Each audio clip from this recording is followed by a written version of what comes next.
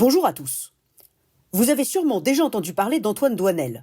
Mais si, Antoine Doinel, le héros de plusieurs films du cinéaste François Truffaut. Le héros du film Les 400 coups, Antoine et Colette, Baiser volé, Domicile conjugal et L'amour en fuite. Le héros joué par Jean-Pierre Léaud.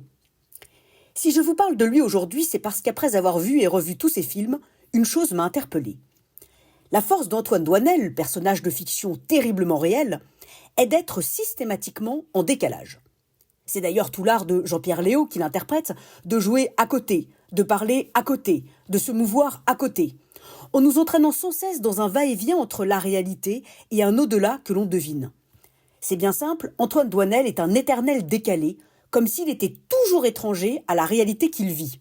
Sans cesse dans le pas de côté, il semble être à la fois présent et absent, juste et faux en même temps. Si je vous parle d'Antoine Doinel, de ce personnage si attachant et déroutant à la fois, c'est parce qu'il me fait furieusement penser à l'être humain. Quand j'observe les poissons qui se meuvent dans l'eau, les oiseaux qui planent dans le ciel, les fourmis qui cheminent, les rats qui filent et les vers de terre qui rampent, je ne perçois que des mouvements naturels, des gestes évidents, instinctifs, d'une justesse fascinante. Comme des notes de musique interprétées par les plus grands violonistes, tous ces comportements sonnent justes, immédiatement. Pas de fausses notes. Et puis, j'observe l'être humain, qui gigote d'une drôle de manière sur cette terre, comme un étranger, pas vraiment d'ici ni vraiment d'ailleurs, comme un petit prince échoué sur la mauvaise planète. Regardons-nous, écoutons-nous, tout semble sonner faux, tout semble décalé dans ce que nous faisons. Ces grands singes que nous sommes portant lunettes, trottinettes et écouteurs semblent si artificiels comme si nous étions des acteurs jouant à côté du film de notre vie, comme Antoine Doinel.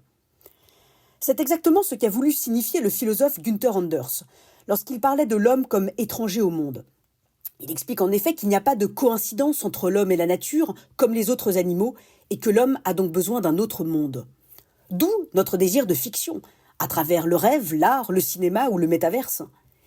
C'est parce qu'il dépend de réalités qui n'existent pas encore et qu'il doit réaliser lui-même, parce qu'il est si peu taillé pour ce monde, si coupé du monde, si étranger à ce dernier, que l'humain pose l'étrange question de la réalité du monde extérieur, dit Günther Anders. L'être humain a besoin de se faire un monde à lui, un monde par-dessus le monde.